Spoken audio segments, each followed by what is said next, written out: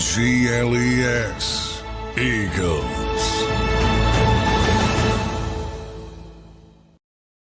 A Football Friday here on Birds 365 across the JAKIB Sports Network, exclusively presented by Fritz Bianculli, a different kind of law firm for the seriously injured. 1 week in the books here in Zander's absence. I'm still standing. Johnny Mack, great to join you here on another Friday. How are you, sir? Doing well as we power through the off season. Getting closer. Yeah, I guess today, Johnny Mack, I guess we can credit the Philadelphia Eagles social media team, because I guess today we need to talk about Quinyon Mitchell since the Philadelphia Eagles took it upon themselves yesterday to post coincidentally in line with coincidentally. Yeah, that's not the classiest thing, but no, it's my lead story on Eagles Daily today, and I'm the guy who said, "Hey, you need to accept responsibility for the decisions you make." And boy, that story's getting deeper in the mud as the hours go by.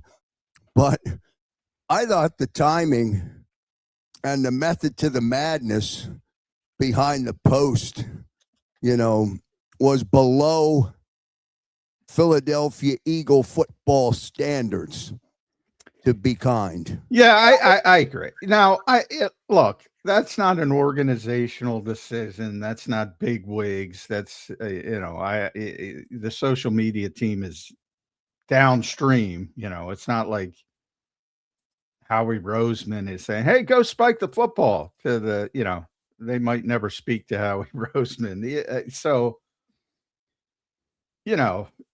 it's one of those things where social media has become what it's become.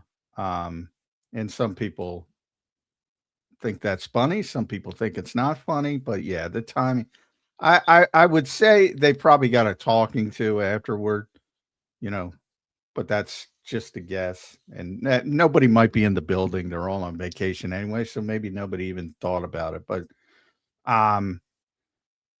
yeah, I'm with you. I mean, and it's certainly, like I said, it's certainly not coming from the upper echelons of the Eagles organization, because they know, look, Detroit might be the best example, the Detroit Lions, of how just random sometimes the success of a draft can be. And by that, I mean, if you go to their 2023 draft, it's one of the best in the modern era. They got Jahmyr Gibbs with the 12th pick. They got Jack Campbell with the 18th pick.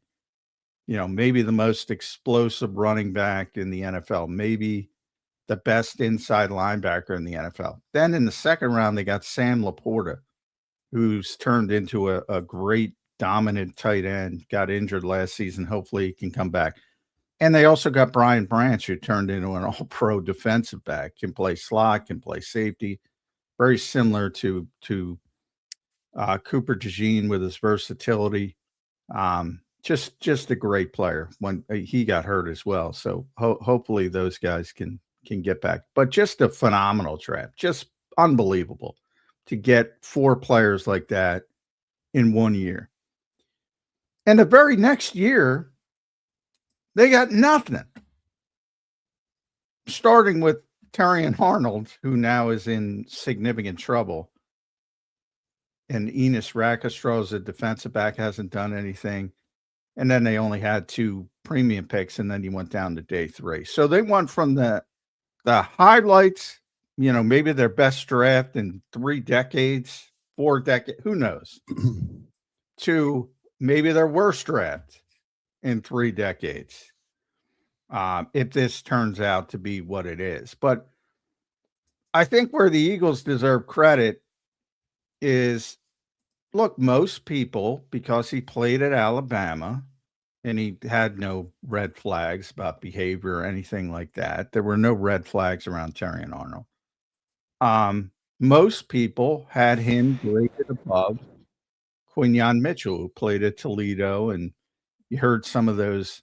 Well, can he play at the NFL level? Strength of competition, yada yada yada. And he's turned into the most natural corner I've seen in probably 10 years coming to the NFL. Just everything about him has been unbelievable. And they deserve credit for making that difficult decision. But yeah, that's a little bush league. But again, it's social media. And sometimes they're off on an island by their own, trying to do things that create buzz and, you know. And I think, if the Eagles brass knew about it, they'd say, settle down. That's not classy. But John, do you remember? I'm sure you do. I should never say to you, do you remember? What was, because you were there, you're always in the draft room or wherever the media is allowed. I wish I was in the draft room. Yeah, No. wherever the media is allowed to gather Yeah. on draft night back in 24. What was the consensus, or what was bouncing around leading into the Quinyon Mitchell pick? And then on the other side of that, what was the post presser? What was the reasoning, which, by the way, we now know turned out to be spot on, but leading up to it, how much debate was going on by the Eagles as to whether or not they should pull the trigger on Quinyon or Terrion Arnold? How much of that was real, or were the Eagles zeroed in on Mitchell from jump? Well, they weren't zeroed. Anytime you're picking 22 or what, I believe it was 22. That it's unlikely you're going to get your top choice. And I always talk about. No, I just mean when the pick came up. Okay, the Eagles are on the clock. At that point, were they zeroed in on Mitchell, or was there still debate happening, at that point? No,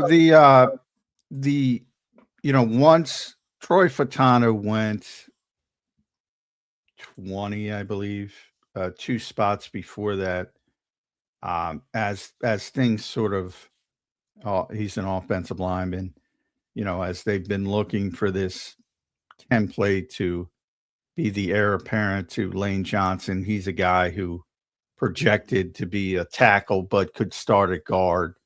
So that's the guy, as it started to fall, that's the guy they had focused in on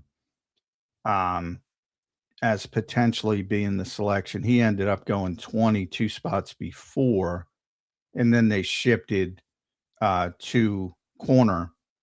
And yeah, Quinyon was their guy over Arnold. At the time, Jason Candle was the head coach at Toledo, and he's very good friends with Nick Sirianni. They played at Mount Union together in college.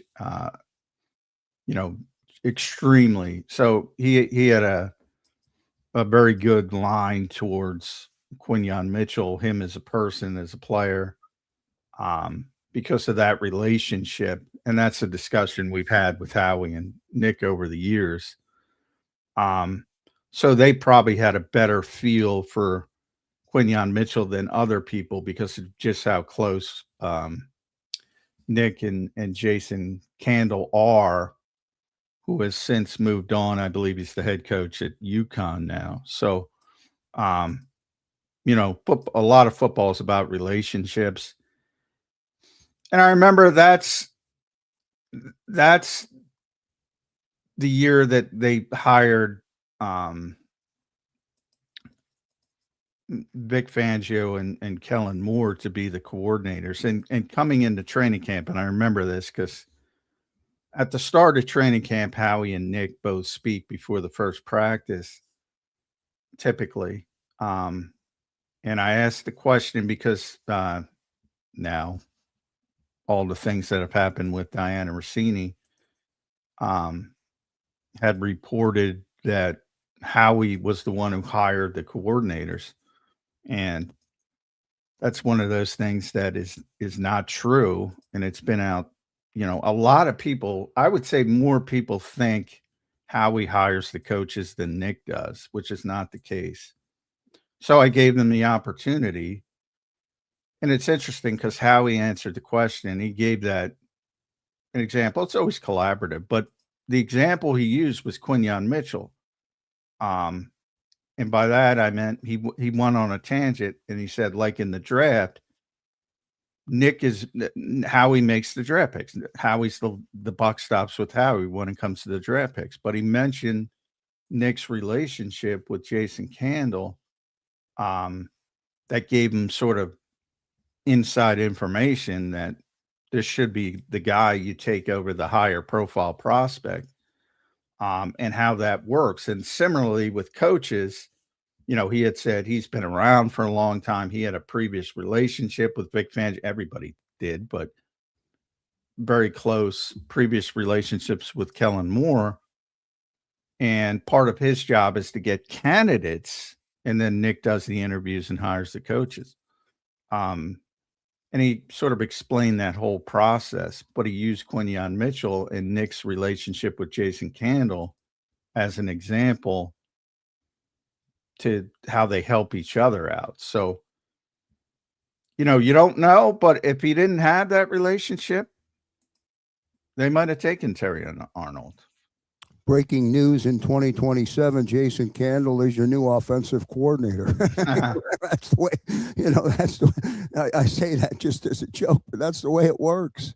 Yeah. Well, I mean, he's close with Matt. He's Matt Campbell, who's now the head coach at Penn State. First year head coach. He went to Mount Union as well. He's close. Yeah. They're so they have a nice pipeline to Penn State now as well. So yeah, I mean, football's always been about relationships. And Jason Candle spoke very highly of Quinyon Mitchell, not only as a player, but as a person. And that's what put him over the top. John, why is he such a shutdown corner?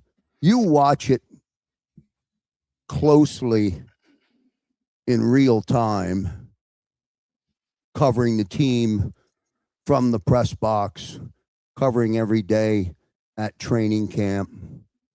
Why is Mitchell such an incredible player already out of the box? Yeah, I always put, you have to have the base level of athleticism. Obviously, he's a tremendous athlete, but I think when you get to that level, Terry Arnold's a tremendous athlete, but when you get to that level, it's okay. What differentiates you? And I think it's just the natural football IQ, football instincts, which is intangible. And I think I don't like that term shut down, as I just don't like it because there's so much of the modern game, and especially with Vic Fangio. Like they use what they call man match coverages, so many, which is actually zone. But so sort of you have your zone, and then when you're in the zone, you play man principles. So a lot of people are just watching who don't understand the entire defense will say, well, he's playing man coverage when he's really playing man match. So if the receiver continues, if it's a long developing play, he might have to hand him off to the next zone. So it's not actually man coverage. And the way the NFL is now, because Vic has had such an imprint on the entire league, so many people use similar principles. In fact, I was just saw yesterday, somebody broke it down like, and I'm trying to find the tweet. I think I retweeted it, but some outrageous number, like early downs in the NFL now, they're playing over 70% zone. So many people are playing single high and trying to get the football out of not single high, split safety, and trying to get the football out of the quarterback's hands quickly with an extra rusher or some of these exotic packages. So, and Vic's whole philosophy is basically +1 in coverage. Make everything look the same, and then spin off into whatever coverage. It could be cover 2, cover 4, quarters, could be man, less likely. But I always point to, football IQ, football instincts. He's tremendously instinctive player. Because it's really hard for, and I remember having this discussion with Darius Slay. It's really hard for younger players to learn zone more than man. Man's easy for it. Well, it's not easy, but if you point to, all right, you got Joe Krause, it's pretty simple. Just follow him wherever he goes. But if you have all these intricate coverages, man match where you're covering zone, you're passing them off, young players tend to have a lot of problems with that, a lot of problems. And you see blown coverages all over the place.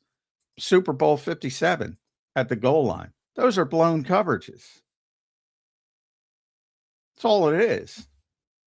And they went the whole year having the second best defense in the NFL, and they blew 2 coverages at the biggest moment on the biggest stage. It's complicated. And you got to communicate with your teammates. It's really difficult for younger players. So the fact that he's been able to pick it up so quickly is a testament to him more than anything else. And then you marry that with the tremendous athleticism that made him a first-round pick, because he was projected to be a first-round pick, probably a little bit higher than he even went. Same with Arnold, because that was a draft that I think that was the draft where I believe the first 11 or 12 players were offense in that draft. Yeah, I remember that. Until Latu in Indianapolis. So the first 14 were offense. First 14 before the Colts took Latu at 16. And then there was a little run.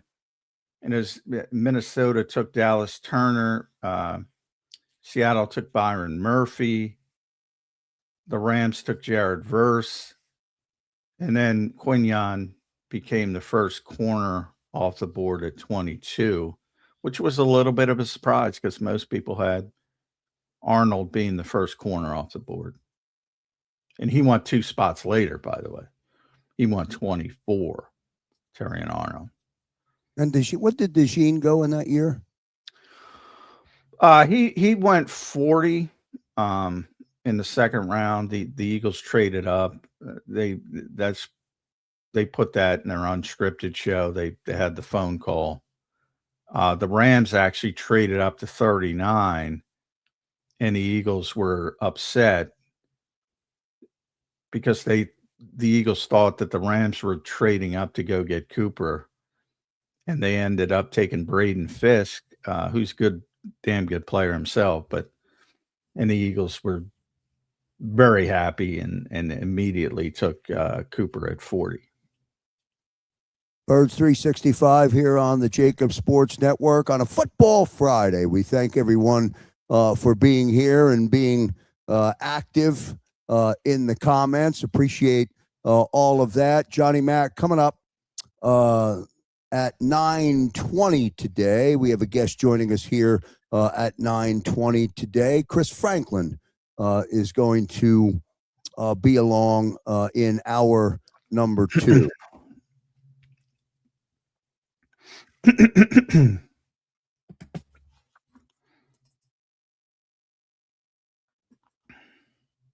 We are confirmed on that, right? I don't know if Chris is up yet. He's a late riser, but he'll be here. You can count on Chris. Good stuff. 32 days, Johnny Mac, to the official start of training camp. I think that the days are right in terms of the actual countdown. A lot of conversation starting and all that about what the final 53 is going to look like, and is there anybody that's going to be cut that you don't expect to be cut, who's going to actually be who's going to be part of that final 53, who's on the bubble. Defensively, on the defensive side of the football, John, how do you frame it out? What do you see in terms of the roster right now as they go to camp? When camp concludes and the final roster is declared, will it be exactly the way it was when it started? Do you anticipate that? Because it looks pretty locked in, on the defensive side of the football. Couple cuts or a couple question marks, but what do you see? No, you're always going to, Howie Roseman is your GM, so you're always going to have movement. He's always going to try to get better. And there's going to be somebody who's not even here that makes the team. I'm almost guarantee it. Has a long history of making August trades, player for player trades. Last year, they brought in Jacorian Bennett, which didn't work out that well. But again, not on anybody's radar. Most notably recently that worked, you'd go back to C.J. Gardner-Johnson. They traded for him at the cut down, and he was the starting safety week 1. And that's a position where they could use some help. So they're going to add a couple bodies here and there. The vast majority is there, but there's always going to be a few surprises. And then the couple years ago, they changed the practice squad rules, so you can have as many as 6 veterans on the practice squad, so you can play the game of maybe cutting some veteran players that you couldn't do in the past. Britton Covey, most notably, if you still need a punt returner. They've done that multiple times where they'll cut them, put them on the practice squad. Then you have 3 elevations, and you can use them early in the season. And then generally by week 4, if you still need them, somebody suffered some kind of injury, so you put them on injured reserve and you elevate and you promote Britton Covey to the 53-man roster. So those expanded practice squads and the ability to have veterans on them have changed the game a little bit roster-wise, because you can keep more people and you can keep more veterans, which has made things easier for the GMs. I don't like it because I think it takes away from the strategy.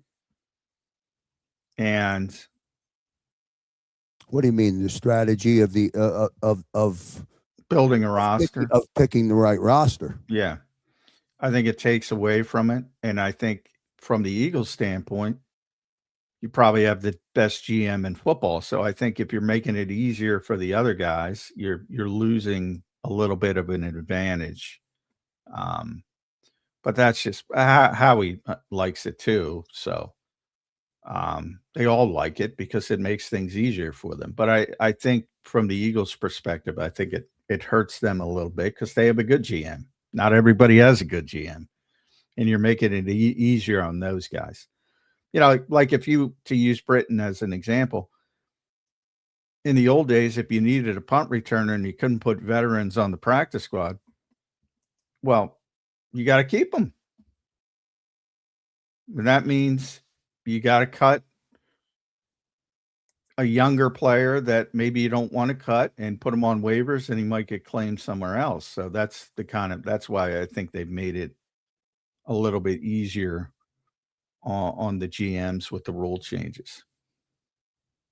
Linebacker position on defense, John. Is JAKIB Campbell expected to be active in training camp? Or are they going to bring him along because of the injury, or is he going to be ready to go? What do you know about him? Yeah, he's going to be ready for the start of training camp. They were he was already out there in the spring doing some stuff on the field, off to the side field. Had shoulder surgery. They're just being cautious. Anytime somebody has anything in the spring, they're going to be cautious, especially a starting player. Yeah, he should be good. He'll be there day one, ready to go. With number 11, he changed his numbers, took AJ's number. He was number 11 in college at one point. So he'll have a new number, but he will be there opposite Zach Bond. And that's, for all the Nakobe Dean love, and I love Nakobe as well. And Vic loves Nakobe. Everybody loves Nakobe. But I'll tell you what, the upside with JAKIB Campbell is much higher, much higher.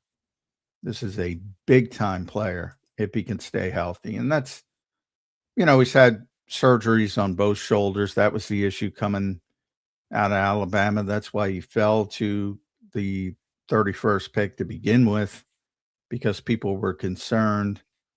So you do have to add that into it. But I think people forget he started the first 7 games, I believe 7 or 8 last year. And he was on track to be defensive rookie of the year. He was playing really well.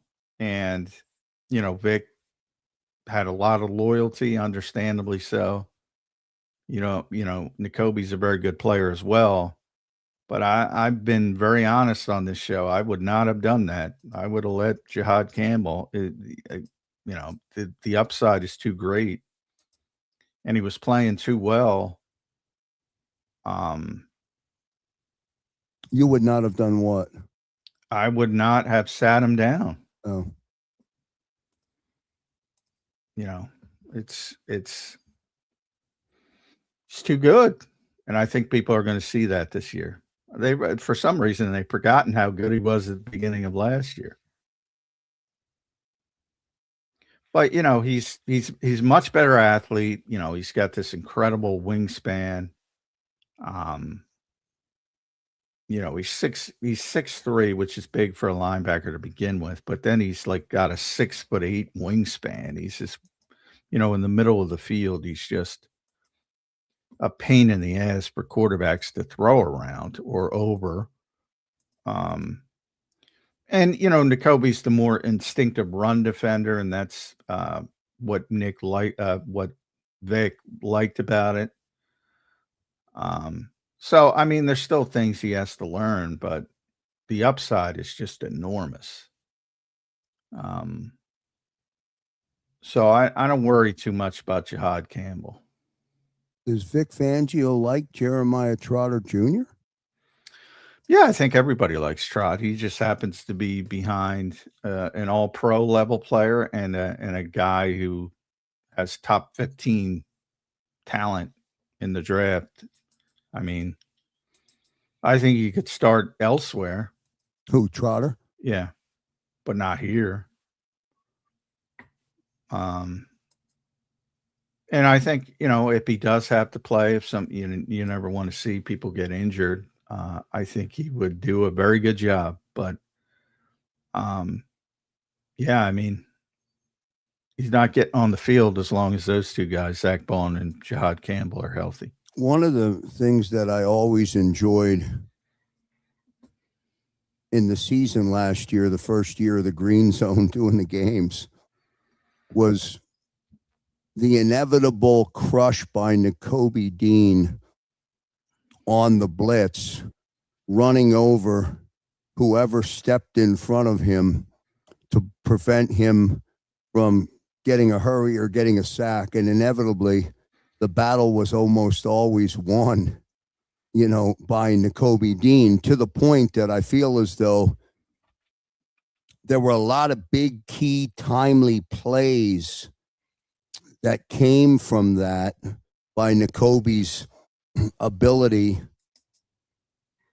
to almost run right through that running back or whoever stood in front of him and force a play. Who is that now? Well, I do think, to be honest, people get way too caught up in highlights. And there were some pretty impressive highlights from Nakobe Dean, as you point out, especially the physicality of it. Well, they were real too. I mean, those highlights they were big plays. No, yeah, but I mean, what I'm trying to say is there's 59 other defensive snaps. And, Zach Baldwin's been a top 10 linebacker in the NFL since he's been here. And he's made more big plays than anybody on this defense. He's made literally more big plays than anybody. So he's still there, number one. Now, to point out, if you use PFF, and they're not perfect, but they're the best grading system we have. Zach Baldwin was number 6 in the NFL, 6th best all-ball linebacker. Jihad Campbell was 14th, top 20 as a rookie. And Nakobe Dean was 43rd. So that's one of my good player, not great, but Vic liked the leadership, the instincts, the running game, and the physicality. It's all stuff very good player. And I know that people are, and I generally don't like to go against Vic because I love Vic personally. I think he's the best defensive mind in football. But he made a mistake, man. You don't take that talent off the field. Like the upside of Jihad Campbell is enormous. Enormous. Enormous. He could do so many more things. He's a better pass rusher, to the point that people were talking maybe he's going to be an edge rusher. Certainly better in coverage, much better athlete. The only advantage Nakobe has over Jihad Campbell is the instincts, which is true, and that's big, because if you take a false step at linebacker, you got big issues. But, for a rookie, Jihad Campbell had pretty good instincts. And remember, it took Nakobe Dean a long time to get to be where he was. Like, he didn't start it. He had some injuries, but he didn't start off like this. Guy's already playing on a high level. Again, through those first 7 weeks, and it is what it is because they sat him down, he was going to be Defensive Rookie of the Year. Well, what was the method to the madness, John? Why did he sit him? He likes Nakobe. Well, simple as that. Simple as that. And Nakobe didn't play poorly. And Vic's a guy who's going to trust experience over youth. He's been around a long time. And he's generally right. Generally, you should trust experience over youth. But there are exceptions to that rule. Quinyon Mitchell, Cooper DeJean. Yeah, but he didn't sit them down. Well, they didn't have anybody behind them. I mean, like if they had a Nakobe level cornerback coming back from injury, he would have sat them down probably, but they didn't. I mean, the proven king of the defense, the best of the very best, with the longest tenure in football made that decision. Wait a minute, what's going on here? Made that decision for a reason, right? What was the reason? Do you know? I'm just curious. I mean, yeah, he likes him better. I just said it. That's it. Trusted him. That's it. Hey, Vic is, and anybody who watches this show knows I say all the time, Vic is the godfather of modern NFL. He's a human being. He makes mistakes. He admits his mistakes. He's a human being. In my opinion, and take it for what it's worth, he made a mistake there. And I think it will, everybody, and by the way, I mean, he's like, he knew he was going to lose Nakobe, and he's got no issues with playing Jihad Campbell now because he's got to play him now. And he's going to take advantage of him. And it's going to be better at that position than it was last year because he's got a better player. Well, he's got a better player. How so? Because he's in the next year of development, or what? I mean, if he made a decision to sit him behind Nakobe Dean, he obviously felt that Nakobe Dean was better when he made the decision. He didn't make the hey, let me not put, he put Nakobe in there for a reason, right? So is he now? I know he doesn't. Sometimes everybody needs a little bit of a push. You know, when it comes to young players, and sometimes, you know, they're going to make more mistakes. Yeah, maybe that's what it was. You know, maybe it was done for maybe it was done for a more specific reason than just on the surface. He liked Nakobe better, you know, than Campbell. Maybe maybe he saw a flaw in Jihad. Maybe he saw, you know. Well, I got news for you. Those first 7 games, he was ranked in the top 10 of the linebackers. He lost, you know, during the rest of the year because he didn't play. And when he did play, he wasn't as, you know, they were cross-training him. They were trying to get him on the field as an edge rusher, trying to keep him on the field, by the way, because they wanted to keep him on the field. But he wasn't ready to play edge rusher. So he did want to keep him on the field. He realized he didn't deserve to leave, but he's not an edge rusher. Vic was right about that.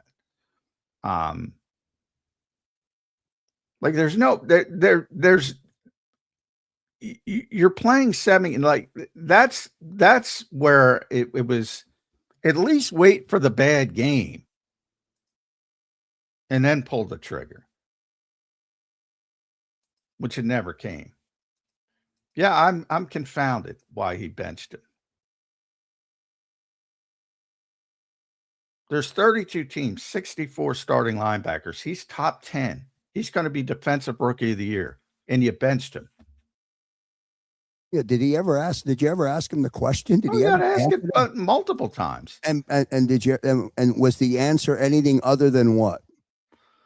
I'm just curious. It's interesting to me that a guy that is that good in that short period of a time with that much athletic ability, and the godfather of he preferred Nakobe's instincts in the run game and run support. And remember, Vic likes to play run support with very light boxes, and by that he's not going to. Occasionally, if they're getting gouged, you know, if you go back to his days in Chicago, he's the one who broke out the 6-man front to stop the Rams. He'll do it, but he doesn't want to do it. His goal is to always have the +1 in coverage.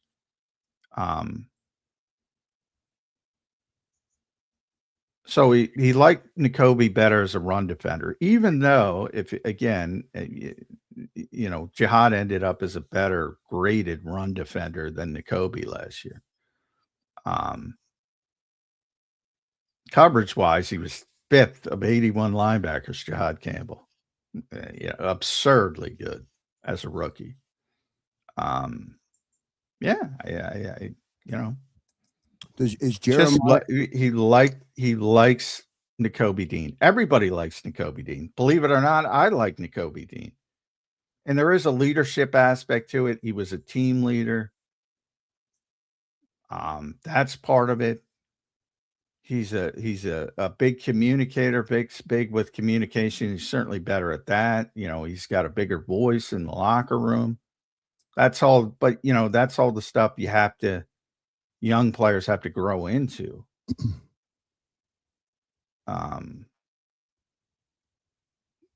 But yeah, I'm amazed that so many people are worried about Jahad Campbell after his first 7 games last year. I'm like, why are they taking this guy off the field? Is Jeremiah Trotter? I would think you would know. I might be making an incorrect statement. I got to believe his football IQ. Yeah, it's very high. It's high. Yeah, Is Jeremiah Trotter Jr. a better against the run? Probably. So does that mean we'll see a similar scenario? No. No. He doesn't have the experience or the gravitas of Nakobe Dean. He hasn't played. But does he have the ability? Maybe. He has a high football IQ, and he's better against the run than Campbell would be. Does that mean that? Well, I think the perception is he would. Like, the perception is, even in Vic's mind, is Nakobe is a better run support player than Jahad Campbell. All we have is PFF. They had Nakobe at a 42.4, and they had Jahad at a 69.8 against the run. Significantly better.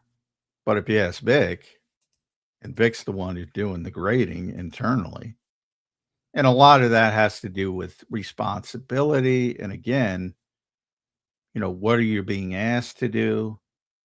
Sometimes when you have an athlete like Jahad Campbell, sometimes he freelances and makes a good play, but he does the wrong thing to make a good play, if that makes sense. He's so gifted. He may do something incorrectly, but still have a positive result. That is often something that coaches will factor in. Are you where you're supposed to be? Are you doing your job? The Bill Belichick rules. Do your job. Those are things that only Vic Fangio knows. But yeah, remember, Nakobe Dean had developed into a phenomenal player in 2024. He got hurt against Green Bay in the first game of the playoffs, but he was the leader of the number 1 defense in the NFL. The number 1 defense, the only number 1 defense in Vic Fangio's long and storied career. The only time he had a group that was ranked, and he has had some good freaking defenses with some great linebackers that he talks about all the time. Sam Mills, our buddy Paul Domowitch is coming out with the life story of Sam Mills. He coached him all the way back. The guys he coached in San Francisco, Patrick Willis, and he never stops talking about them. He's in the Hall of Fame. He's had some big time linebackers. And that was his first number 1 defense. So he had a lot of loyalty to Nakobe Dean. But, the Eagles had no idea when Nakobe was going to come back from a significant injury. No idea if he would come back, and had to start thinking about the future. But in Vic's mind, he's like, this guy did this for me. I'm not going to bench him because he got hurt. It's basically it. Loyalty more than anything. I don't have that loyalty because he's not, I'm not coaching him. I'm not I'm just saying, well, hey, it's like, for old school baseball fans, and I'm showing my age, Wally Pipp was a pretty damn good player. People don't know that because he got hurt and Lou Gehrig stepped in. And that was it. And I'm not saying Jahad Campbell is Lou Gehrig. That is the most notable example I can give. Mm-hmm. Like, if somebody's that good and somebody gets hurt and that's the way you start it and the other guy comes back, I'm sorry. This is sports. This isn't 8th grade soccer where everybody's got to play. This is supposed to be a meritocracy. Well, what are you saying? If somebody, if a starter on the field gets hurt, and the guy comes in and outplays him, the guy stays. Outplays him. That guy stays. That guy stays. In professional sports, if Jalen Hurts goes down and he's out for 3 games, and whoever it is, Dalton or McKee or whoever it is, it comes in and outperforms Jalen's body of work in the first few games before he was injured. Are you saying that at that particular point? Well, 3 games never returns? Three games is a very small sample size, and no, it's got to be longer than that. You're not going to bench Jalen Hurts because somebody played well in 3 games. Although the conversation will heat up. The best example, if you want to talk about quarterback, is Kurt Warner, who, was basically a nobody. Coming off playing in the Arena League and, getting cut and every chance, whether it was Green Bay, he played with the Iowa Barnstormers. Yeah, I loved it. I loved the movie, And, I still remember the press conference to this day. Dick Vermeil's kind of a crier, as we all know. And Trent Green, who's a pretty damn good quarterback, had a significant injury. And they had to play Kurt Warner. And Dick Vermeil was crying. He was weeping because of what happened to Trent Green. And Kurt Warner steps in, and he's unbelievable. He's the MVP of the league. The greatest show on turf. Yeah. Super Bowl MVP. Super Bowl champion. Hall of Fame. Eventually Hall of Fame, which I don't believe he's a Hall of Famer, but I digress. Only because of longevity for his run, but his run was very short. Nobody's saying, hey, should we put Trent Green back in there? Of course, it's silly. Now that's a notable example where it's so obvious. He's MVP of the league, yada, yada, yada. But, and this is unique as well. Again, if Nakobe Dean doesn't get hurt in the playoffs, they don't draft Jahad Campbell. They don't, Nakobe's probably still here. But he tore his patellar tendon, which is a very significant injury. And the history of that injury is that guys don't make it back that well as Nakobe did. And there are times when it ruins careers completely. So there was significant concern. So again, very unique circumstance. But no, 3 games is not long enough. 7 games might not even be long enough. Obviously, in Vic Fangio's mind, it wasn't. It's more significant to me than 3. But yeah, I mean, if Jalen Hurts, God forbid, goes down with an injury in training camp and Tanner McKee has to step in and lights up the place and goes, you don't even have to win the Super Bowl. If he throws for 4,000 yards and he picks up Sean Mannion's offense and they're moving the ball and they look good, yeah, he's the quarterback. It's not going to happen. But I mean, it's not 8th grade soccer, man. Guys in the NFL often lose their job because of injury. It's a brutal sport, let's be honest, but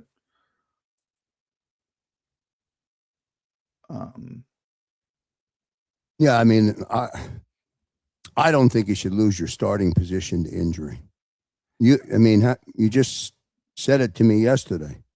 There's a reason that they're a backup. So if the backup usually, but sometimes they evaluate wrong, and the backup's better. That's what I'm saying. If you go play, look, as the draft is an indication, it's not an evaluation's not an exact science. I'm saying if you go in and play and prove, Kurt Warner being the most notable example, you prove it. You prove it. Well, they got it wrong. They thought Trent Green was better than Kurt Warner. They got it wrong. Period. They got it wrong. It happens all the time. Guys get better. Guys get worse. Guys have a chip on their shoulder because they've been overlooked. Other guys have been proven and started, the foot comes off the gas, even if it's a little bit, even if it's subconscious. That's why I always say the NFL moves incredibly fast. There will be players, there are proven players. Look, for years, Zander and I have talked about, the perception of that this team's offense is so good and so talented, they shouldn't be this bad. And they have the best talent in football. And all of a sudden you wake up this one day and you see a bunch of declining players coming off down years. And the defense, which is the lowest paid, has all the best players. Ed Kratz and I do the 25 best Eagles players coming into the seasons. That'll start soon. It was always, offensive centric because you had all these guys, Saquon Barkley, A.J. Brown, Devontae Smith, Dallas Goedert, Lane Johnson, Jordan Mailata, Jalen Hurts, yada, yada, yada. Well, now the best players on this team are defensive players. In fact, Quinyon Mitchell's going to have a really, really, really good case to be number 1. Cooper DeJean might be number 2. Zach Bond he's got a case to be number 1, certainly top 5. Who's got the bigger name? Saquon Barkley, Jalen Hurts. AJ's no longer here, but throw AJ if he was here. But who's the better player? Who's the better pure football player over the last year? Quinyon Mitchell or Jalen Hurts? Quinyon Mitchell or Saquon Barkley? Quinyon Mitchell or A.J. Brown? Well, if you're being honest, which is very difficult for people to be, the answer is Quinyon Mitchell. On the defensive side of the ball. No. I'm saying best player on the Eagles. Best player on the Eagles defined by who does their specific job the best. Not importance, because importance is always the quarterback. Quarterback's the man. Who does their specific job the best? That's the definition. I call them Bill Belichick rules. Do your job. Who does their specific job the best on the Philadelphia Eagles? That's what that list is. And we're starting that next month. That's what we do every year. Who does their job the best? For many years, it was AJ. Sometimes it was Lane. Well, Fletcher who was Cox, it last year? AJ coming into the season. Remember, it's coming into the the the list is coming in. Yeah. It wouldn't have been coming out. But and I haven't even put my list together, but just going through it in my head, Quignon's going to be my number one.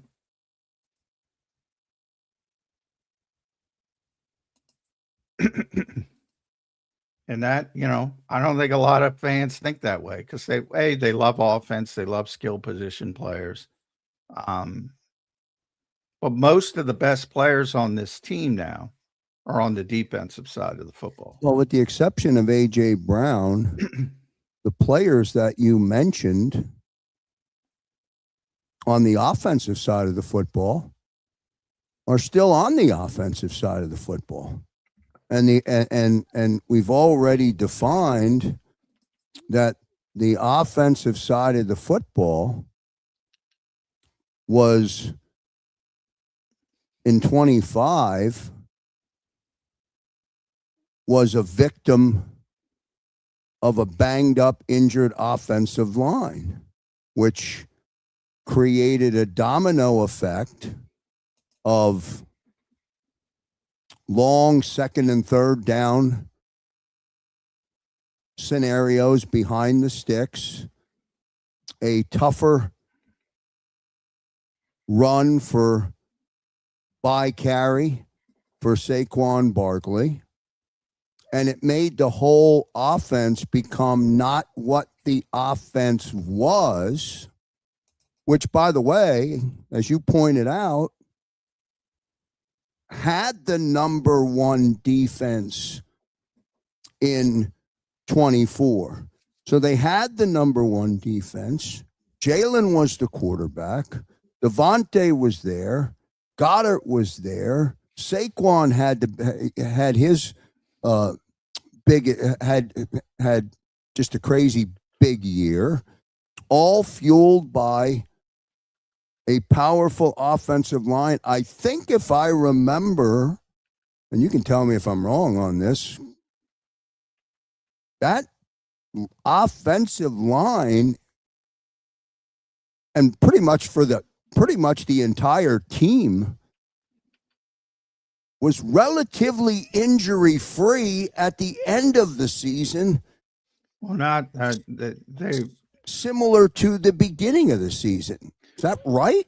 For the most? No, Cam and Landon were really banging. Cam shouldn't have been playing, but they fought through. So it went back to the Super Bowl. So they deserve a lot of credit. Cam Jurgens was playing through immense pain by the end of the Super Bowl season.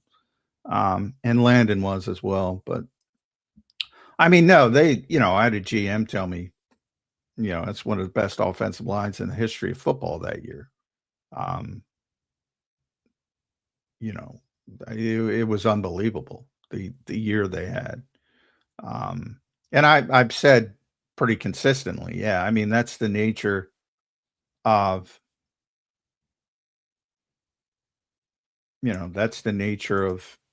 fandom, I guess, is, the skill position people get all the accolades and all the praise, but without that offensive line, they're not winning the Super Bowl. And the offensive line was the offense as a whole was more efficient because of the running game and because Saquon had 2,504 yards. And it all conflates together. But most people would have said, because of the nature of the skill position, because of the season he had, the best player on the Eagles that year was Saquon Barkley. And he certainly was, at worst, top three.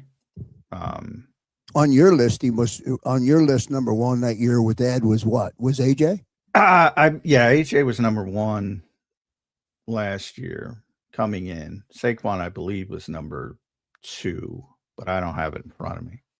I mean, a group, it's the same thing. It's like, well, who's the Super Bowl MVP? Well, if the quarterback plays well, he's going to be, that's the award. They're going to pick the quarterback. But in that specific game, you can't give it to the offensive line. You'd like to give it to the offensive line. You'd like to give it to the defense as a whole. The defense was the one that dominated. They didn't let Kansas City pass the 50-yard line till the third quarter with Patrick Mahomes and Andy Reid. You know, and you can give it to Milton Williams or Josh Sweat, who had big games, or Cooper DeJean. But, you know, it's a whole group, so they just give it to the quarterback. And forever, you hear it to this day. Well, he's the Super Bowl MVP. Yeah, that doesn't move the needle for me. Sometimes it's relevant, sometimes it isn't. But the point is there's been a drastic shift between the reputation of the offense not lining up with the performance on the field and the reputation of the defense rising to the point now everybody's waking up to see, oh my God, Quinyon Mitchell's this good. Cooper DeJean's this good. Even, you know, Zach Bond's this good. Even Jalen Carter should get $40 million. Jordan Davis should get $26 million. Moro Ajomo just hired a new agent. You know, Moro knows he's getting paid. Jalix Hunt. Now everybody's on the Jalix Hunt bandwagon. I just talk highly about Jahad Campbell as a young player. You know. As you say, John, many times, they can't pay them all. No. Well, here's the thing. You know, and people often, when it comes to the meritocracy standpoint of football, people will often cite, well, they're the highest paid offense in the NFL, so they should be this. Nobody gives a shit. The opposing defensive coordinators don't care. The Eagles had the lowest paid defense, and they were phenomenal. Because that's circumstance. That's when you hit on young players, they're on rookie contracts. They're underpaid. Once Quinyon Mitchell gets to a second contract, he's not going to be underpaid. And then it'll shift back to you'll have younger players on offense, and they'll be making less money. But that's why I say the league moves very, very, very quickly. And the best players on the Eagles are now on the defensive side of the football. Will the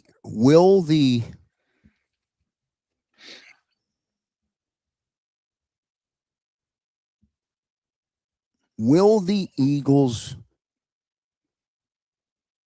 go deep into the playoffs or dominate opponents because they will have the number one defense, and because I think you stated it yesterday, offensively, there's a lot of guys coming back offensively to put a flag in the sand again, to have a big year. So if the offensive line goes, the offense should be able to do enough to win football games on the heels of how strong the defense is going to be. Is that what it looks like going into this year? The defense leads the way. The offense will do enough to get the W. And that should happen more times than not. That should be the ultimate. That should be what we expect as the ultimate outcome. Well, I think that's the most likely outcome. I describe it as more of, you know, I'm more of they have a very high floor because of the defense. In other words, they're not going to fall apart because they're going to be in games. And I think people act like they saw the worst offense in the history of mankind last year. I mean, there were times where the offense was good, little pockets. You know, I brought it up the other day. Everybody talks about the Minnesota game, which Jalen had the perfect passer rating. I mean, they were pretty good in that game, but then they forget the next game. You know, where probably because it was the Giants and they blew out the Giants, who stink, we all know. But you know, he was 15 to 20 in that game and he had 4 touchdowns, and his passer rating was 141. So they had these little pockets of success. They were great actually in the red zone all year, pretty much.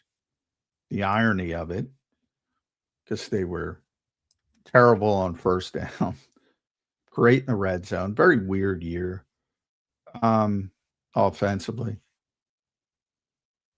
So they always had these little pockets of success, and even in games, you know, the being able to not complete a pass, looking like lights out for one half in Tampa Bay, and then the second half you can't complete a pass. Or vice versa, I forget which one. And you know, they did that twice. It's weird. So, but I think to the larger point, you're looking for efficiency on offense. I think there's limitations there. You know, just talk about Kurt Warner, the greatest show on turf. There, you're not going to see the greatest show on turf. You don't you don't need to see that. No, you don't. Let me see if I can get this up, John. And again, you got to bear with me. Hang on a minute. It's not good with doing some of this stuff. So let me just see if I can get this up. I'm going to take that off for a minute. I'm going to click this here. There we go. I clipped this image that I saw out on X.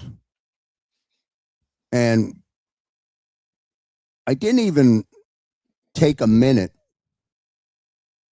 to validate or verify that do you have 20 plus passing touchdowns of 25 plus in the air since 2022.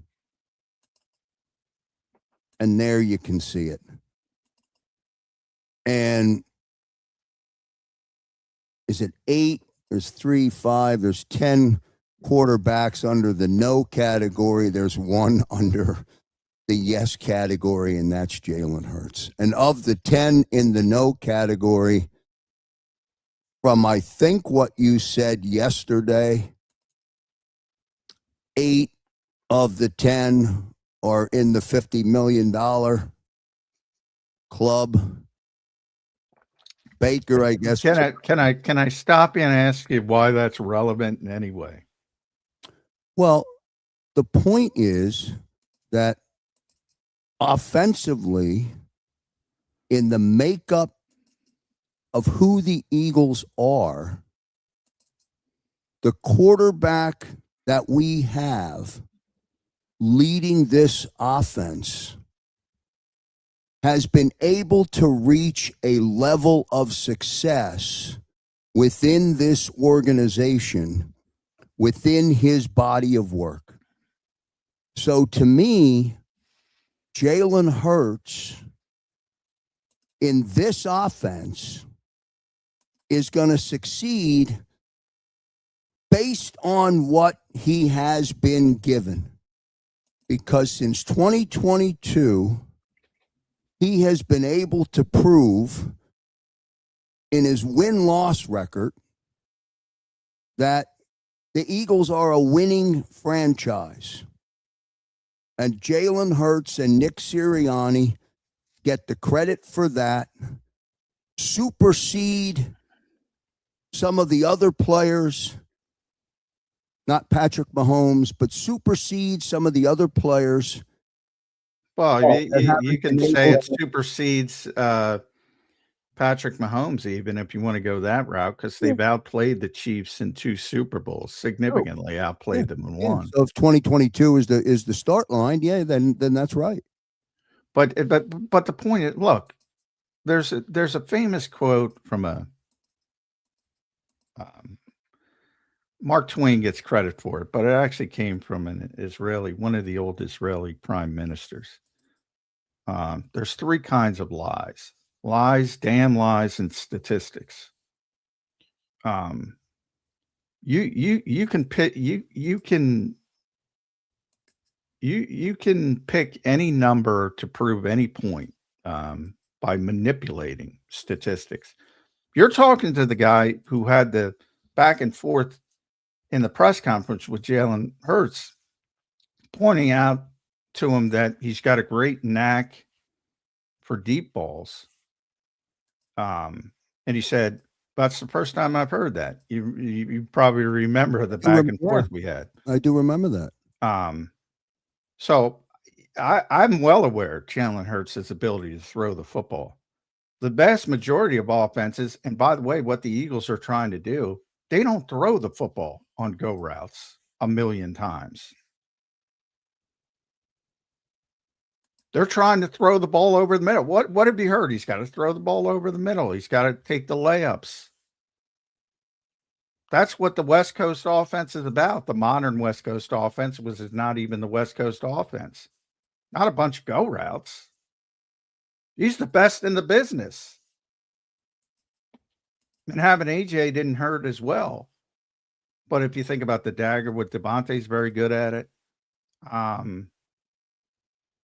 He's great at deep balls.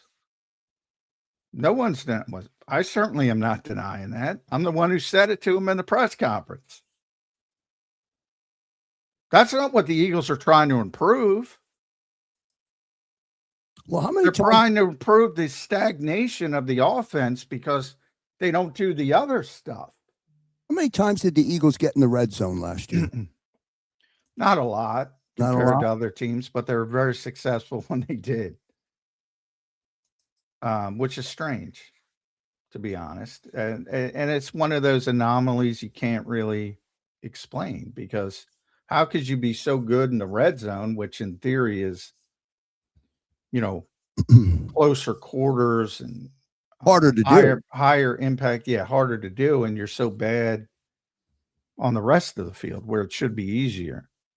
Yeah, a lot of confounding things about last year's offense. That probably being the most notable. But what will the change or the new scheme do?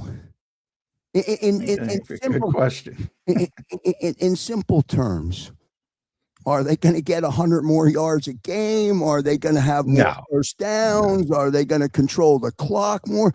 What is it going to do if you, on a bad year, the Eagles, if you consider the 2025 season a bad year and a first round exit a bad year, what change or impact is it going to have? You won how many games last year? 11? Yeah. So you were 11-6, right? So what is it going to do in the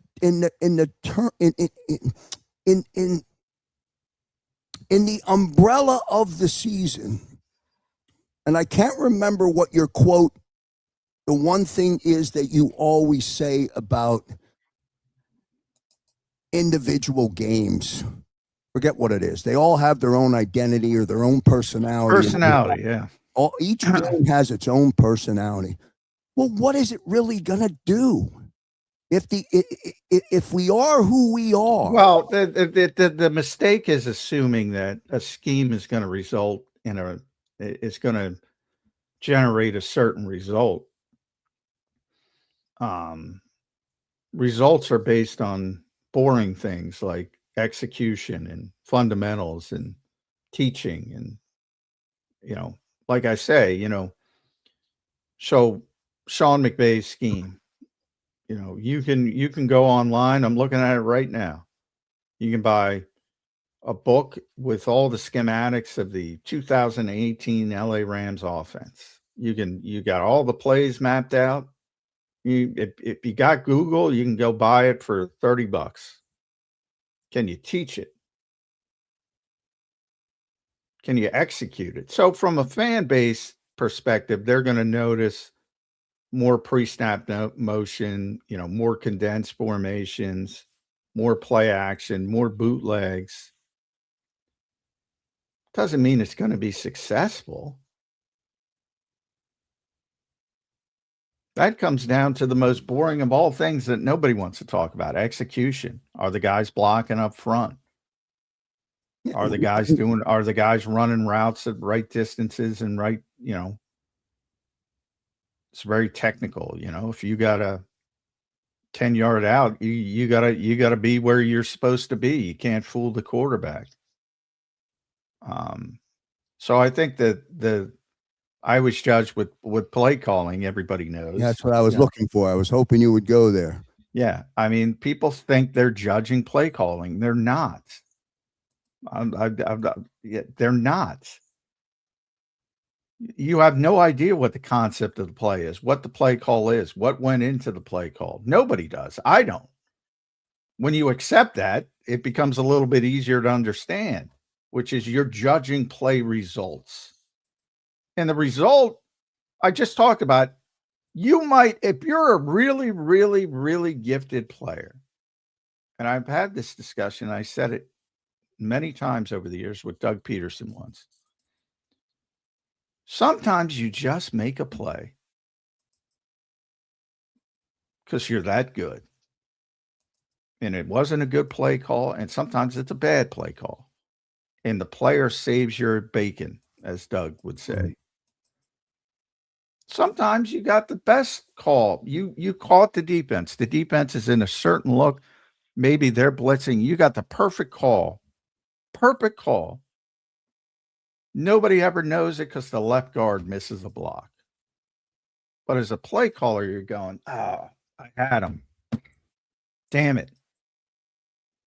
Let's try to replicate that down the road. In your mind, you had him, but the execution didn't hold up.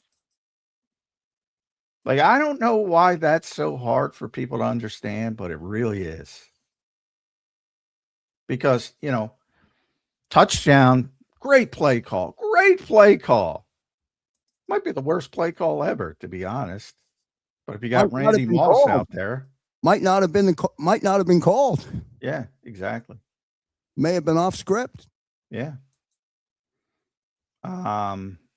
So I don't know why that's so hard for people to understand, to be honest, but it is. Let me get out of this here, Johnny Mac. But yeah, I mean, Jalen specifically, he's a great deep ball thrower. They know that. They're trying to improve the other stuff. And when you talk about a Sean McVay offense or a Kyle Shanahan, now Kyle will take more shots, so we'll see what it looks like more than Sean McVay. But they don't have a high volume of as high a volume as go routes as the Eagles have had in recent years. When the Eagles were the number one defense in 24, what was the amount of points per game that they allowed? Oh, I don't know, but it doesn't go by points per game. It goes not for the rank, not for the ranking. Which it's by the way, was it 22 points a game? Was it 16 points a game? What did they give? What did the defense give up? I don't recall offhand, but they were. I do know that they were second, I believe, in points in the league, so it was good. They were actually. I mean, I don't even. When you say number one defense, that's yardage, which is. Well, in general, I guess you could say, based on personnel, and this being Fangio's third year, I think it's fair to say or assume or expect that the defense is going to be stingy. It's going to Well, be but so much depends on, like, you have to have a more efficient offense to have the number one defense. That's why I don't like they have the most talented defense in the Vic Fangio era, because you're adding in Grenard. They've never had a pass rusher like that in this 3-year span. Campbell, I talked about Reek Woolen. They've never had a second cornerback that gifted. So those three specific players, this is his most talented group. Where they end up, it's tough to predict one. And I don't even look. They were second in efficiency, so EPA, which I think is the best stat. They were second. Either way, it's really good. It was really good in 2024.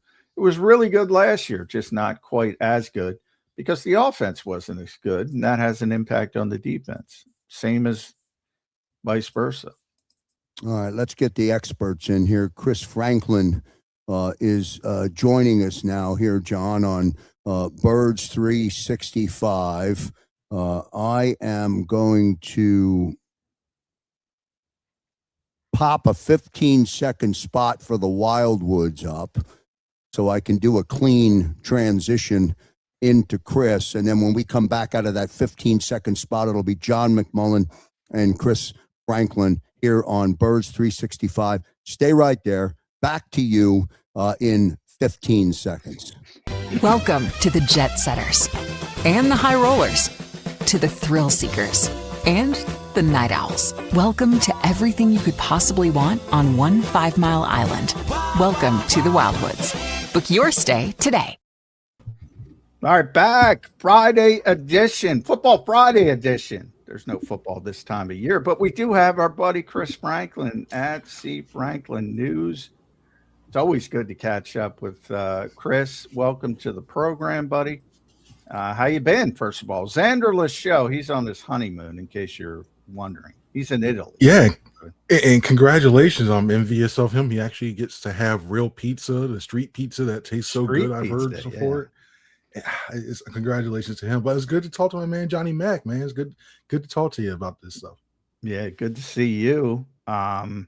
Have you had street pizza in Italy? So now I'm interested.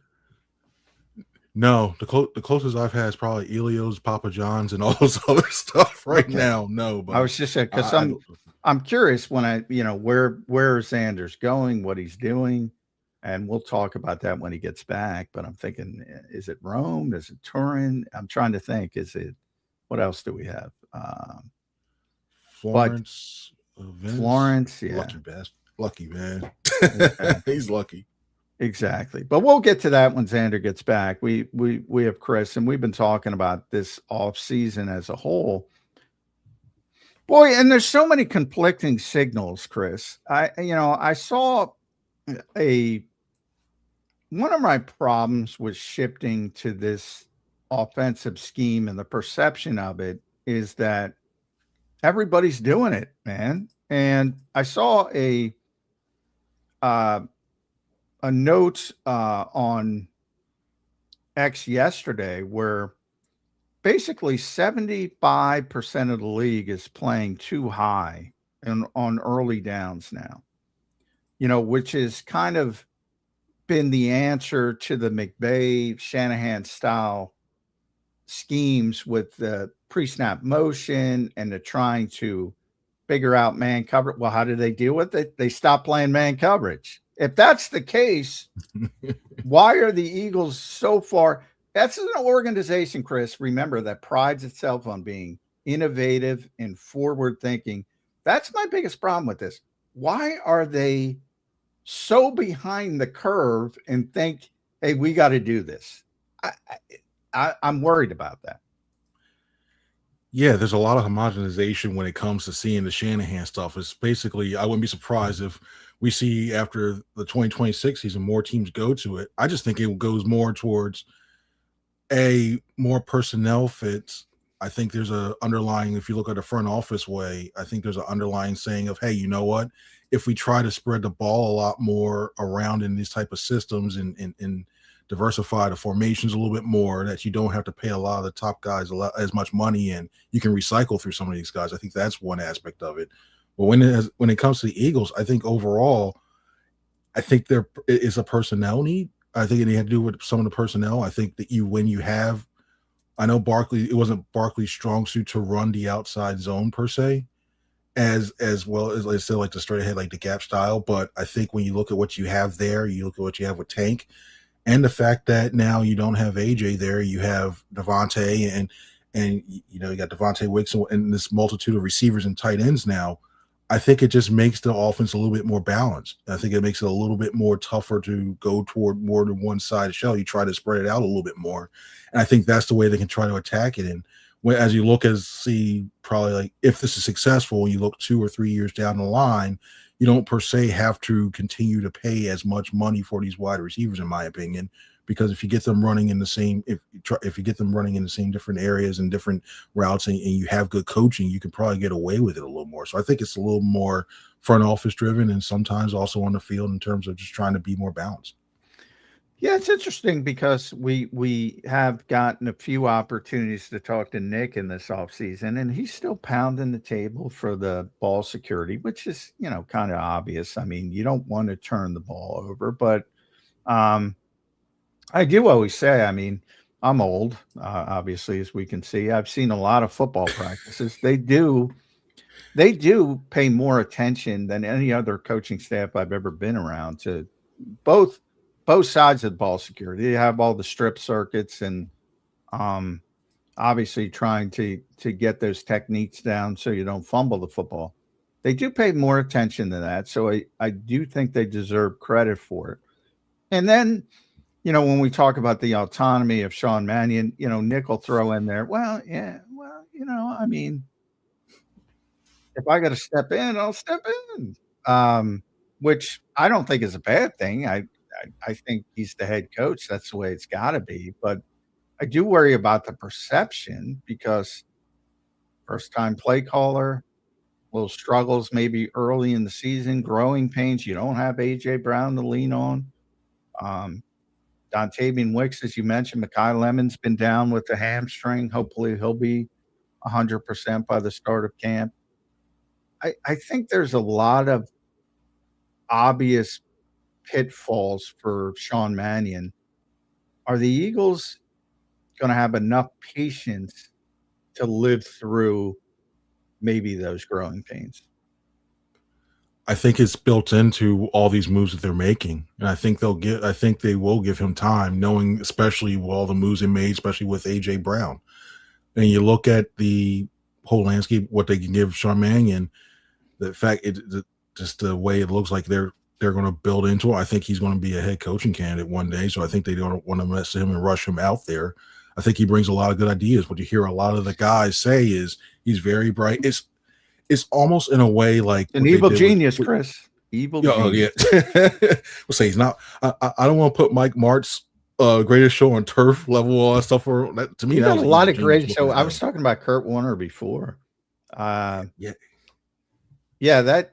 offense. I don't think that upside is there with this offense. Call me crazy, but it's interesting you brought it up from the perspective of. And we were talking about Jahad Campbell. I'm in a very small minority and it's basically an indictable offense in Philadelphia to say Vic got something wrong. And I think he got it wrong when he went back to Nakobe Dean. Not that Nakobe's a bad player. I love Nakobe. Everybody loves Nakobe. But Jahad Campbell, for those first 7 games, he was going to be Defensive Rookie of the Year. Why do you sit him down? He's so gifted. This is not 8th grade soccer, I said, Chris. It sucks for Nakobe, but he should have got Wally pipped. The other guy's better. I see you're disagreeing with me. It's a big one because I understand what you're saying in terms of the way you look at how he's integrating and he had the hot hand. But at the same time, there's something to be said about in the locker room, the team chemistry, and what Nakobe meant to that defense. And that's what, Vic loved him. He's a leader, and all that's right. I loved it. I voted for Nakobe to be, whatever it's called, our good guy award for the Pro Football Writers, but it's not called that. But, he's phenomenal. Everything about him is great. But if I'm being honest, boy, Jahad Campbell's gifted. Boy, he's gifted. And I'm not taking that guy off the field when he's done nothing. Like I remember saying at the time, I was talking to some of the guys, Chris, I was saying, all right, well, you have to wait till he has a bad game. When he has a bad game, then you pull him. And then you're like, all right, here we go. The growing pains and all that. He never had a bad game, and they just pulled him. Yeah. See, I look at that, and I still believe in the old adage: you don't lose your position by injury. I still look at that and say, like Kurt Warner, were you going to put Trent Green back in? No, like when Trent Green. I think that was way different because as Trent Green was not the Trent Green. I still the Rams. Hey, I remember because I'm old again. Dick Vermeil was crying when Trent Green got hurt, literally crying because he thought his season was over. And don't take this the wrong way when I say this. Anybody out there when it comes to that, Dick Vermeil was a very emotional person. Yes, and if there was somebody at a my aunt crying at a spelling bee, if somebody was on a spelling bee and he was like the third, he cried. He did his third best thing again. I love Dick Vermeil, right. He's very emotional when it comes to that. But no, and I'm sure he loved Trent Green as well, and it was a bad situation. But the point is, and I'm sure he was upset. He was legitimately upset. For losing him, because Trent Green people forget he was a pretty damn good quarterback at that stage of his career, but nobody knew who the hell Kurt Warner was. And he comes in and he's the MVP of the league, and you're not benching him. Now that's obviously an outlier. It typically doesn't happen like that. And that's why Wally Pipp exists. People don't realize Wally Pipp was a really good player, and he got hurt, and Lou Gehrig came in, and it's like, hey, sorry, Wally. I mean, so 90% of the time, I agree with you. You shouldn't lose your position because of injury. But if you do get hurt and the guy behind you is so good, and I'm not comparing Jahad Campbell, but he was really good for 7 games. And maybe that's it. And maybe he doesn't come back, but he was really damn good. He was really good. Games. And you also got to worry. Sorry, but when you look at it, you got to worry about also is you figure out he's a rookie. You have to worry about him potentially hitting the wall. And it wasn't like, and we all know Nakobe was pretty good. True. He has a skill set too. And you don't want a rookie getting messed up by some type of a passing concept or what have you. And you also got to look at how effective Nakobe was when he was going as a blitzer as well too. I know Jahad has the ability to do that, but there's a certain art when it comes to blitzing. You don't want to kamikaze yourself just to, okay, I'm going to this one area and what have you. Nakobe was able to finesse his way through that B gap. And when you saw the pressure they were getting, unfortunately, they had to do it from the inside because it wasn't being consistently done from the edge all season. To have that in your weapon, your pocket, and to have a quarterback and an offensive coordinator have to worry about him coming through that middle, that was important. And then you also look at just the savvy of it, where sometimes it takes half a second for a rookie to diagnose something over time, and that's key. We all know a half a second could just kill a whole entire defense. I agree, and maybe what my only point is, I would have waited for the bad game. I would have waited for the bad game and then pulled the trigger, and then I would have been. But Vic doesn't care what I think. So, I mean, he's got the courage of his convictions, which I appreciate. I do think there's some highlight scouting with Nakobe because he was so physical, and it was so cool to watch him blow up running backs. But he wasn't Lawrence Taylor on the pass rush. I mean, he had some cool highlights.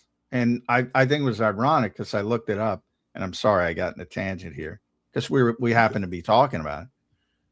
PFF graded Campbell better in every phase of the game, every single one, as a run defender, in pass coverage, and as a pass rusher.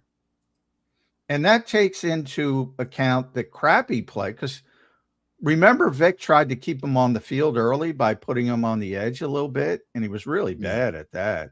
And that includes that grouping, because he's not an edge rusher, at least it looked like. But I apologize for the tangent. We got to get back to the offense was more important. But you brought up Kurt Warner, and I made that comparison earlier in the show. With AJ, and I think it's to the point where finally people have turned the page and realized, all right, let's see what we have with this grouping.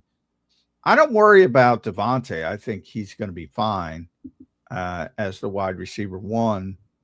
But I do worry about Dontavian Wicks and Mekhi Lemon, however it looks as far as 2 and 3 goes. But whether that holds up or not, I think is a lot of what will tell the tale of this offense. And then, boy, I hope they don't get into the 13 personnel, because everybody's starting to talk about 13 personnel because of the Rams last year. Did anybody notice, Chris, the Rams have really freaking good tight ends? Like really good tight ends. That's why they did it. And they drafted the kid from Ohio State too. Like Dallas Goedert's still good. After that, hopefully Eli Stowers develops, but part of 13 personnel is you also have to block. And Johnny Munt can block but can't catch. Well, he can catch, but he's not going to be a threat in the receiving game. Eli Stowers can be a threat in the receiving game, but can't block. And we know Grant Calcaterra. I don't want to play 13 personnel just to play 13 personnel. It's got to make sense. Are you concerned with that at all? I'm actually not, because I think if you play it the right way, it can be, if you use it when you use it on first and second down, I think they can play it the right way and use it as an advantage in the passing game. And this is where I see that running this style offense can play a really good role in it. You need a mobile quarterback, and obviously you have that in Jalen. I wouldn't be surprised if we see the fake stretch, and I wouldn't be surprised if we see a lot more bootleg. And when you use that 13 in personnel, I think, and one of the issues I had last year with looking at that group was, okay, you had, even though you had Dallas Goedert, in the receiving wise, there was a lot of questions there. Grant Calcaterra is a better receiver, but I thought he was a little behind last year than what he normally was, and that's where I think they had a little issues when running out of that package, so he couldn't run as many ineffective play action pass grouping out of that, and the other talent at the position struggled.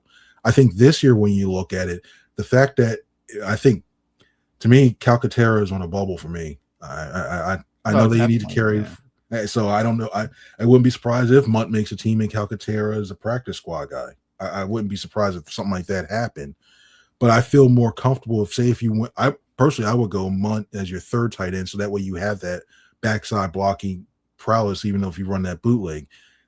And I look at that and I think they'll be able to run it well, given that you load the box up. Now, say we go 1st and 10, and you know how much this team wants to run with Barkley. You know when they go that balance. Even if you throw Tank back in there.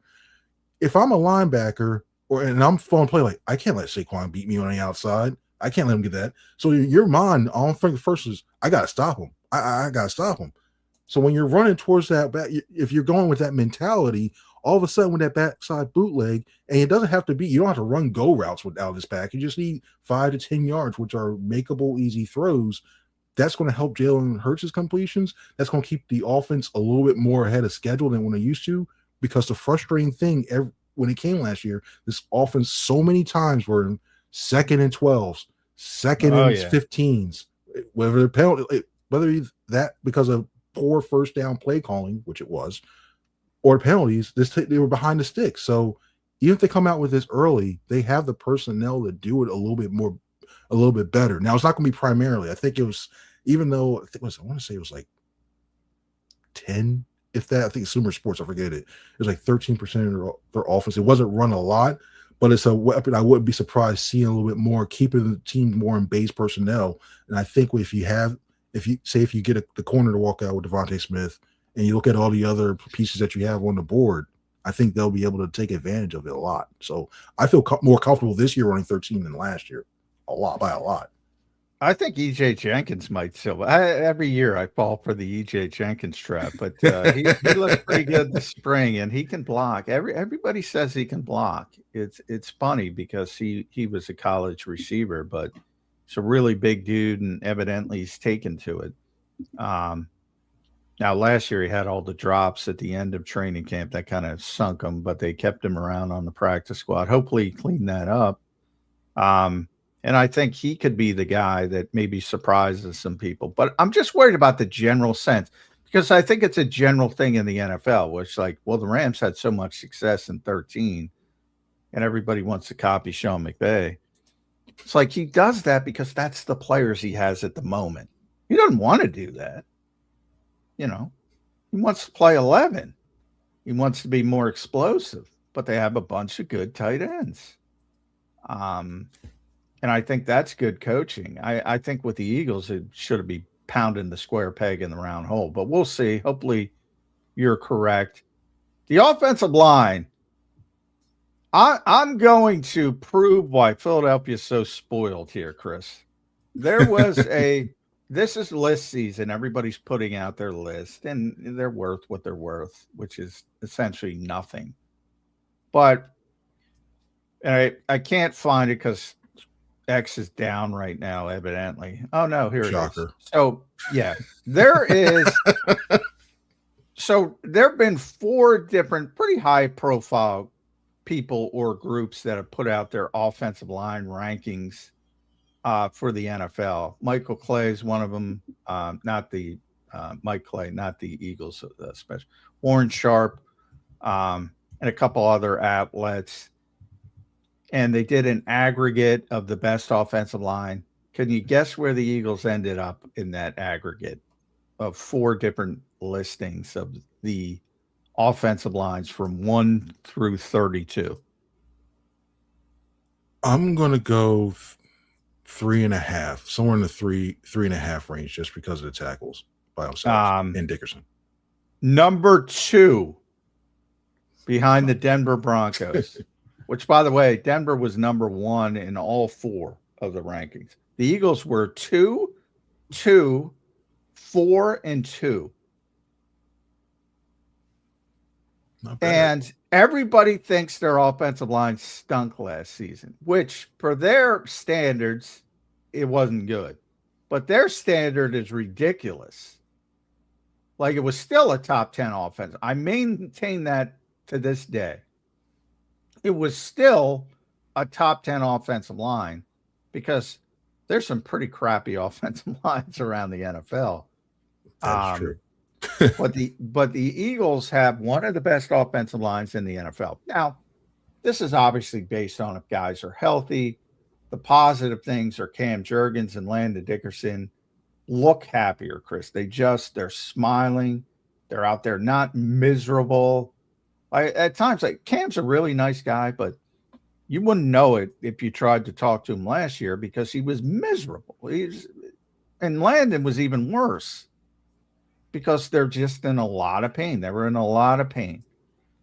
I don't know if it's going to hold up, but they're both smiling at practice. They're both happy. So that to me is a positive sign. Lane obviously missed half the season. That's a Liz Frank injury. That should heal. It's tough to count on somebody at his age playing all 17.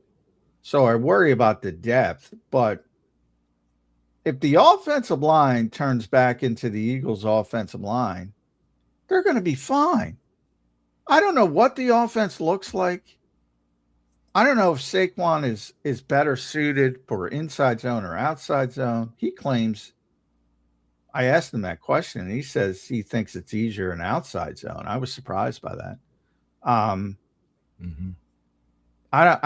don't, maybe Wicks drops it too much. Maybe Mekhi Lemon has some growing pains. We just talked about the tight ends.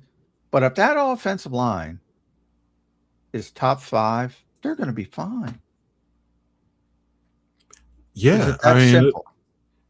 It is in a way that when you look at and you're right, when it comes to the injury history, I mean, you had the biggest question about Landon coming in because he missed most of the preseason with that knee, and that there's the issues with that stuff. I think overall, in this offense suits them, I think, a little better. When you have an athletic offensive line, that works perfectly. And I think the key cohesion is the most important part as well, too. I know, even though they missed a lot of games, they had the issues with injuries and missing games with Lane and what have you. These guys have been around for a while playing with each other. So the fact that they know what each other does well, and the biggest thing I think is going to take a little bit for them is getting used to Chris Cooper's his coaching style, and then also just the terminology. Once they get that down, I think the time it takes to ingest this offense and the whole concepts, I think that's going to be done, and it's going to be quick. In fact, you have all these guys being veterans. Now, the one thing the more and more as the season goes, as we get closer towards training camp, the one thing I am worried about is their health, and that's the only thing that's going to derail them. And the main thing I'm looking at, I'm not so much worried about Lane, because I think Lane's still he's all world and doing everything he can. But also you got Fred Johnson backing him up, very experienced, and I'd rather Fred be in a right tackle as opposed to a left. I think that they can get by with a few games, even if you have to do even though the NFL doesn't have the load management, in case you have to do that with Lane. I get it. I think you'll be fine enough you can plug him in there, he'll do okay. The moment right now is you look at that guard position. If Lane, I know Drew Kendall's been around for a little now. If he has to come in there, if you look at like Jordan, Michael Jordan, if you get to these guys down there, I'm throwing the red flag and I'm going, you know what? You better be playing a lot of bootleg. You better have it rolling the pocket out a lot of way and then have you there. That's the whole key to this whole thing. And one injury when it comes, if they have a significant injury in the interior line, that's the only thing that's going to derail this whole thing, I think, because it's not that you still have time to pick somebody up. You can still look at somebody when they get let go through the cuts. You have a couple of weeks to throw them in there to get some more depth behind there, and they definitely need some. Maybe a player trade. And that's why they signed Michael Jordan, because it was so unproven. You looked at it in the spring, and it was Drew Kendall and Miles Hinton, and you're like, so it would have been interesting. With Drew, it's probably just because his dad was so good for so long. You start to think, it's a bloodline league, blah blah blah. But yeah, you can't count on that. They get scouts fired. Same thing with Miles Hinton. I mean, his dad was one of the great guards of all time, but I don't think Miles Hinton's going to be Chris Hinton. So, it is concerning. But those 5 guys, and by the way, Tyler Steen, he might be the most underrated player on the Eagles in my mind. For whatever reason, people what did Tyler Steen do? Other than Jordan Mailata, I thought he was the most consistent Eagles offensive lineman last year. He improved a lot. In the one area I had issues and concerns when it came to his pass blocking. That was fine. It was just his run blocking. Yeah. And where he aims to attack when it comes to defensive linemen, where he's aiming. Sometimes when he drives out, he doesn't move his feet as much, and there's little technical things that he needs to improve upon. Well, he's a tackle playing. He's another. All he did in college was play tackle. Played right tackle in Vandy, and he played left tackle at Alabama. So it's been difficult. And I remember, and you probably remember when he was a rookie, they gave him some reps outside, and he looked much more comfortable doing that, just because that's what he was used to. So I do think it's been a learn, and he's going to get better and better, is my point. So I think you're right, but I think he's going to sharpen some of those technique issues up a little bit, and get better as he goes on. But you're also right about the lack of depth, and that's a concern. I do think the floor of the team is very high. And by that, I mean, they're not going to fall off a cliff, even if the offense is terrible. And that's because the defense is so good. We talked a little bit about JAKIB Campbell. You can never say they're going to be number one like they were when they won the Super Bowl. But I think it's fair to say that this is the most talented defense Vic Fangio has had, because Jonathan Grenard is the best edge rusher they've had over the past 3 years. Tariq Woolen is the best cornerback 2 they've had. And I think Campbell elevates, from a talent perspective, elevates linebacker. I think it's the most gifted defense he's had. And it's also year 3 with Vic Fangio in the core group. So he's had Zach Bond, he's had Quinyon Mitchell, Cooper, Jordan Davis, Jalen Carter, yada, yada, yada. The core group, he's 3rd year. And if you look at his history in San Francisco and Chicago, that 3rd year is pretty special. How good do you think this defense can be? This defense, and I'll put on record, I don't think this defense falls anywhere below 3 next year. I think this is their top 3 unit, probably second best, with only the Rams being number 1, just because you got Myles Garrett and the possibility. Maybe if Houston's back. really gifted. Houston. Yeah, with them, I worry about Houston being on the field too long with that offense. And I think that their offense, they're going to be on the field a lot, I think. And they're still very good. That's why I have them at 3.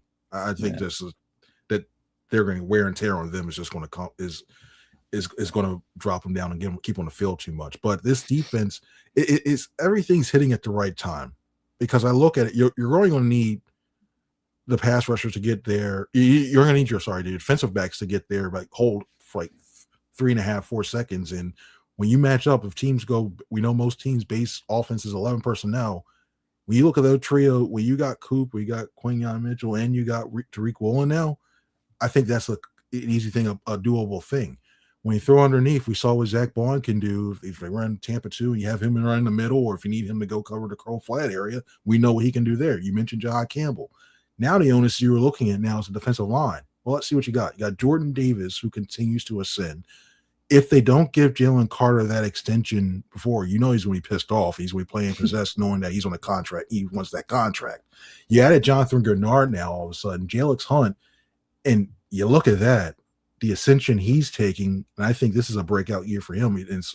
And Nolan, too. He's going to have a chip on his shoulder, because he's, everybody forgets about him. It's all Jalix. So I think he's going to have a chip on his shoulder. But he's still got that big brace on his triceps. I worry about that. But that's where I think when you have this deeper rotation now of guys, that is going to offset some of those chances of him re-injuring it. And I think that goes a long way of that. Yeah, I didn't even mention Mauro Jomo. You have him as well too. Yeah. So you got a defensive line that's capable of putting a lot of pressure and getting you within 4 seconds. You got the defensive backs that are able to cover for 4 seconds. You got guys who can. I know it's not, the name's not Joker, a position called Joker, but I call them Jokers because you can do so much with them, almost like you're playing cards. You can do so much with these linebackers, and whether there's blitzing, when the coverage, what have you, disguising stuff. This defense, and we got the mastermind Vic Fangio. You got his thinking on this. This defense, I know I said top 3, but in reality, is 2. It could be number 1 depending on the Rams secondary. I think this defense is it, and boy, I tell you, when you look at this, if you get, I think it's going to buy them time, especially in the first couple of weeks with the offense learning this whole new system and what could happen and lag behind it. I think they'll buy them time, and I think we'll come out and go, wow, this is one of the best defenses, Eagles defenses we've seen ever, I think, in my opinion. At C. Franklin News, make sure you follow Chris on the X platform. Read him over at nj.com. Interesting piece there. 3 quarterbacks benefiting the most from Patrick Mahomes' new contract. Boy, man.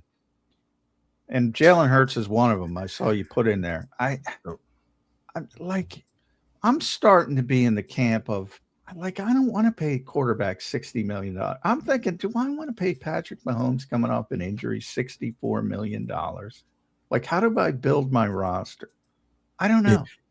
If you don't, you start to look at the Cardinals, look at the Falcons, look at the Browns, what have you. True. You don't have that quarterback. But I'm trying to hit the sweet spot. The sweet spot we just saw in Seattle.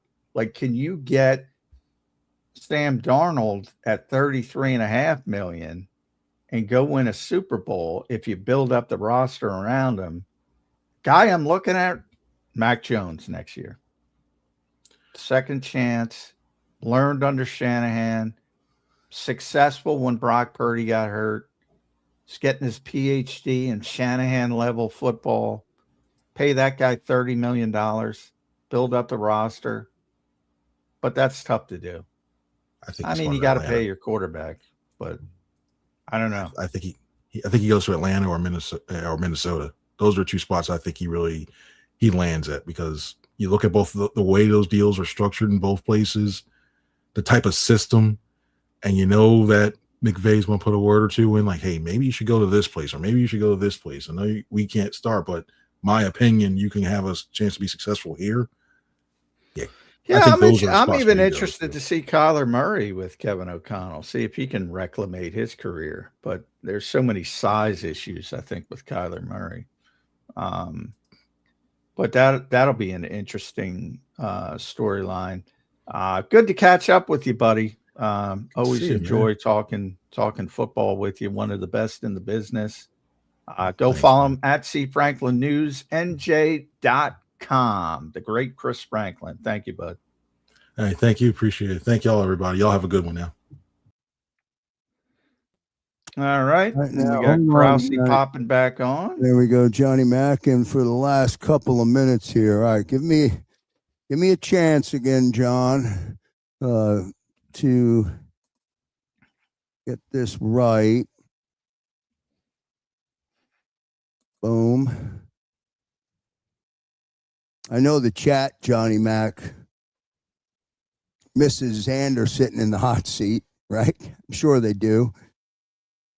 Yeah, Zander's in charge of the chat. There we go. Give you we go. Give you a little look. Give everybody a little bit of a look. I guess he's in day 5. They flew out Sunday out of Newark. Here's another look with his beautiful bride, Emily. Yeah, I like the hat. Yeah, the hat changed. I think he bought another one. I think he bought another one last night. He's rocking some. Sent some videos in the family chat last night. He's rocking some sweet Italian loafers. You know, I mean, this is a new man. There we go. Double hats. Yeah, I like them both. And Emily. But just a great trip.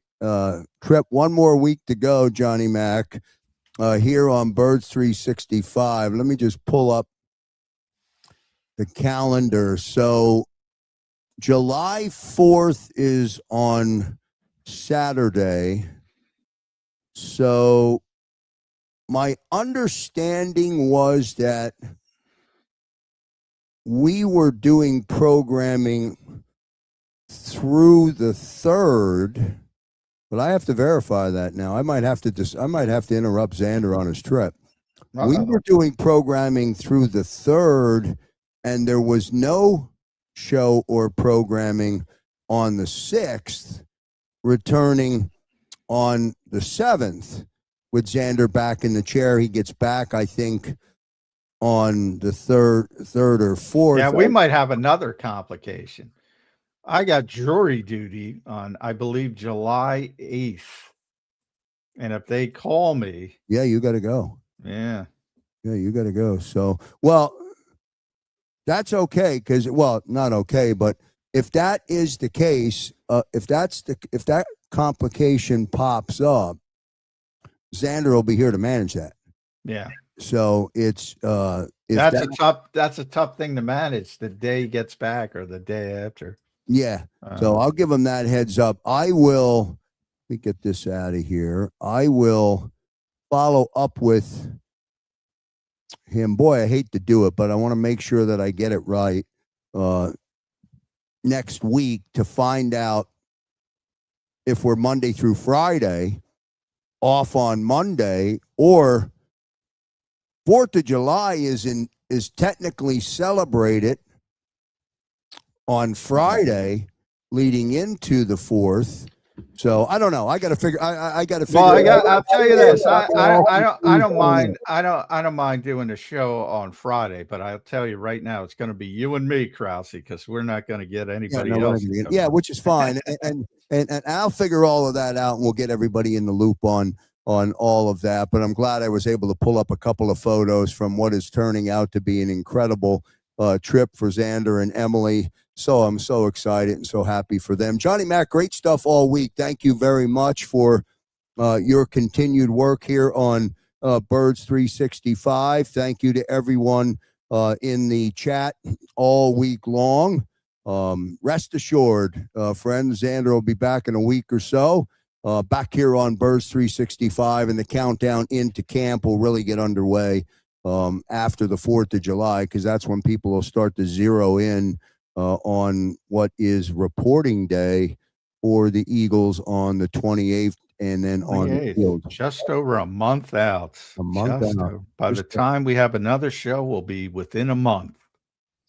Yeah, and don't forget to catch the Philly scorecard if you missed the game. It is a magical run in the 9th inning. Yeah, how about that? The last three games. Eagles Daily, post again today at noon. The National Football Show with Dan Cilio, 2 to 6 p.m. Johnny Mac, have a great weekend. Everybody in the chat, thank you very much. All members of JAKIB Nation, we appreciate you so much. You know that we do. And we'll see you on the other side, Johnny Mac. All right, sounds good. Enjoy the weekend, everybody. You too, Johnny Mac. Imagine for a moment that you went to work today, and when you came home, you were catastrophically injured. Your life and your family's life. That's what happened to union construction worker Mike Little. I was scared of what the end was going to be, but to be 100% honest with you, I knew I was going to be all right just by talking with Brian. In my heart, I just knew everything was going to be all right. Call the firm and find out why they say, "We got this." Call 215-458-2222.